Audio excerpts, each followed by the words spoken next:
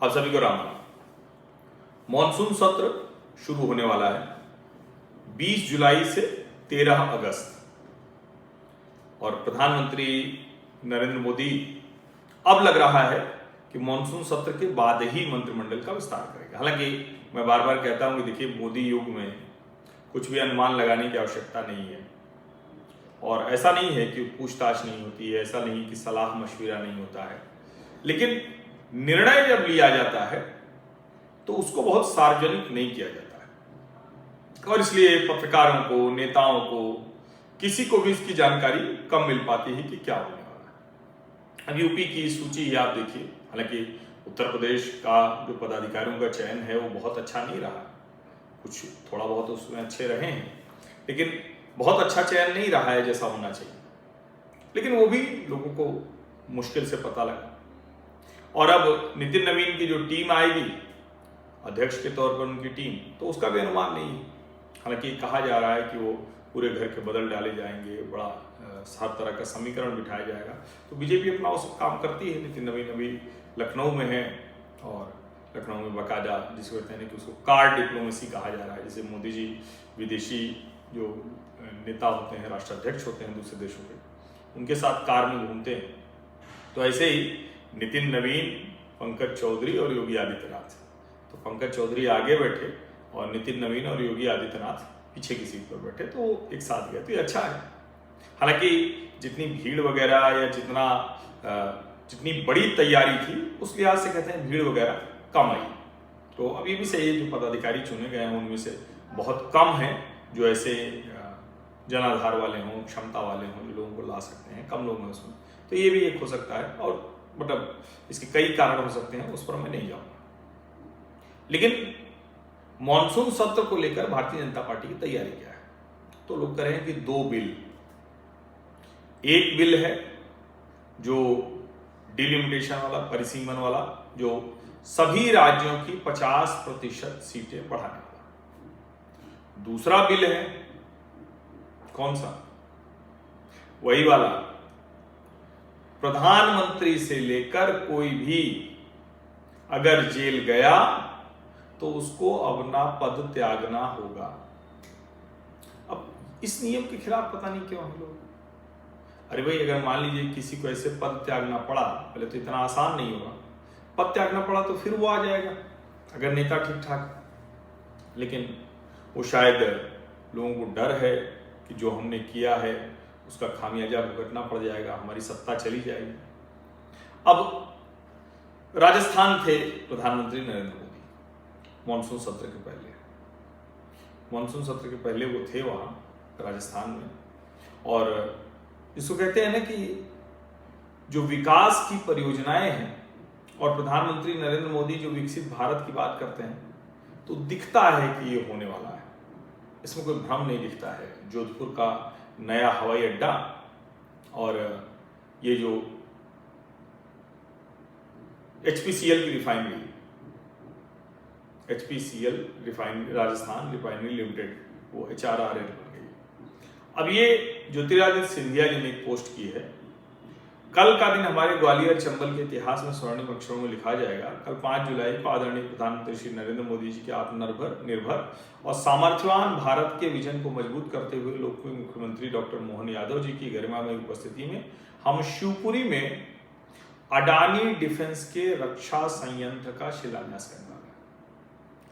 2,500 करोड़ रुपए से अधिक की लागत से बन रहा ये प्लांट भारत के रणनीतिक मानचित्र पर हमारे शिवपुरी और ग्वालियर चंबल क्षेत्र की स्थिति को और मजबूत करेगा। इस प्लांट से देश की सुरक्षा तो मजबूत होगी ही, साथ ही हमारे क्षेत्र के 5,000 से अधिक युवाओं को रोजगार मिलेगा।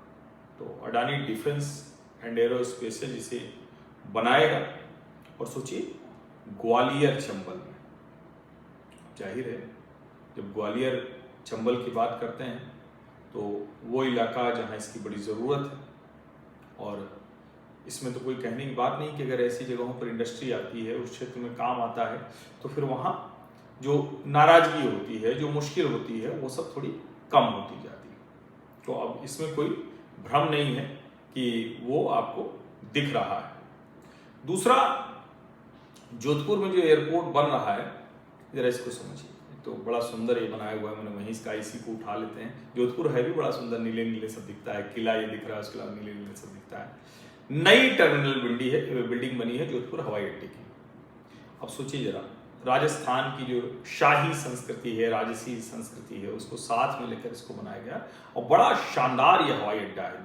23,342 स्क्वायर फीट में ये बना हुआ है। इसका जो बिल्डिंग जो एरिया है, 20 लाख इसकी एनुअल पैसेंजर लैंडिंग कैपेसिटी है। 20 लाख, ये आप समझिए। 20 चेक इन काउंटर्स हैं इसमें। मतलब जोधपुर में भी बहुत बड़ा एयरपोर्ट ये हो गया नई टर्मिनल बिल्डिंग के साथ ही। तो कई बार लगता है ना कि विकसित भारत 2047 कैसे होगा। अच्छा, इसकी जो रेटिंग है वो 5 स्टार रेटिंग का टारगेट है इसका।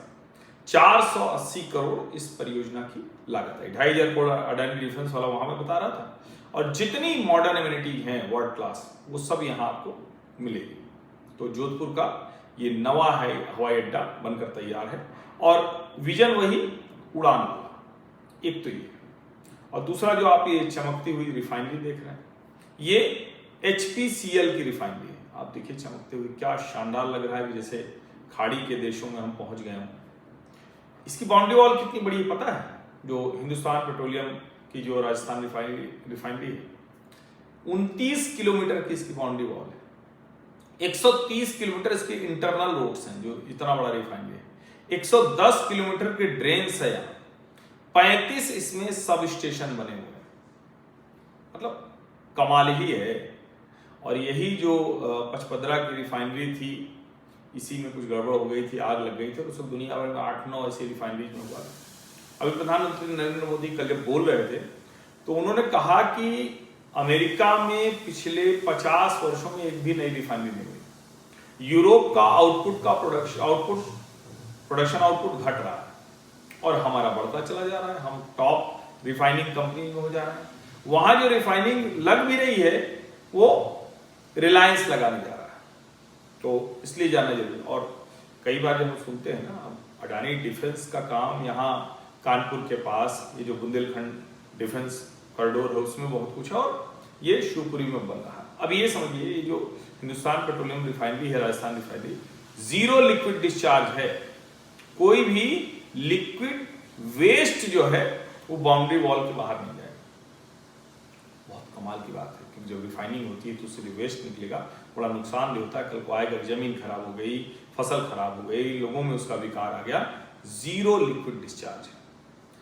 ये पर यूनिट जो उसका आउटपुट है ना, वो बहुत कम एनर्जी लेगा। वो क्वार्टाइल 1 एनर्जी एफिशिएंसी है इसकी। BS6 ग्रेड फ्यूल प्रोडक्शन होगा यहां से। अभी तो बड़ा इथेनॉल वाला बड़ा बवाल हो रहा है, लेकिन BS6 इंजन होते हैं ना, BS4 BS6, तो ऐसे तो BS6 ग्रेड का होगा। और एक तरह से कहें कि सबसे क्लीन फ्यूल ये बनाएगा। ये जो इसके आसपास है, 1.25 लाख जो है पौधे वो रोपे गए हैं। इसके बाद 1 लाख और रोपे जाएंगे, यानी 2.25 लाख हो जाएंगे। सोलर इनिशिएटिव है, 100% ग्रीन एनर्जी सब्सिडियरी है ये। HPGRE वो सोलर प्लांट लगा रही है। वाटर और वाइल्ड लाइफ केयर, इसका भी इसमें पूरा ध्यान रखा गया। आप सोचिए जरा, ये जो ज्वेल ऑफ द डेजर्ट कहा जा रहा है HPCL रिफाइनरी को, 79,000 करोड़ का निवेश है। 79,000 crore. India's first green field refinery cum petrochemical project. और भजन लाल शर्मा जी के माथे पर बहुत कुछ जा रहा है, श्रेय जा रहा है।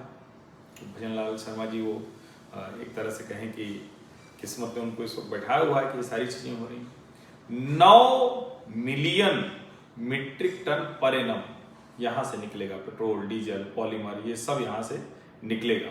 तो एक तरह से कहें कि सबसे, और ये चूंकि नेल्सन कॉम्प्लेक्सिटी इंडेक्स ऑफ 17, तो ये among India's most advance refineries है। ये सब कुछ होगा, ये समझिए, क्रूड को बड़े। और ये जो पॉलीथिलीन प्लांट है, ये देश का सबसे बड़ा। अब एक जानकारी भी आप सबको रहनी चाहिए, बहुत बहस होती रहती है, क्रूड आया, क्रूड रुका, क्रूड चला। 159 लीटर ऑयल होता है एक बैरल में। अब एक तरफ तो प्रधानमंत्री नरेंद्र मोदी मॉनसून सत्र से पहले अपने विकसित भारत के एजेंडे पर लगे। दूसरी तरफ आपको कहीं नेता विपक्ष दिख रहे हैं क्या? राहुल गांधी जी नहीं दिख रहे हैं ना। अब ये मैंने आपको बताया, अभी लगे हाथ मोदी जी ने ये CG semi outsource semiconductor assembly and test facility Sanand में, उसका भी कल उद्घाटन कर दिया है, समझिए।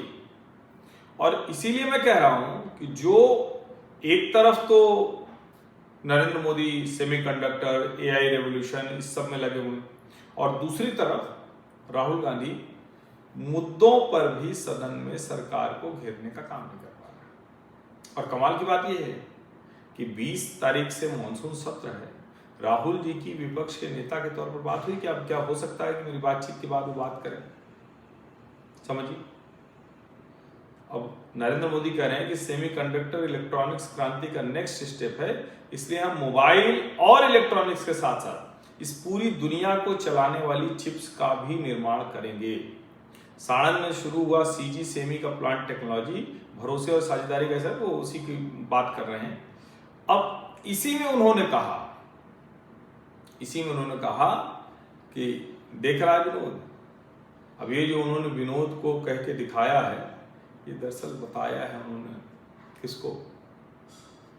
राहुल गांधी।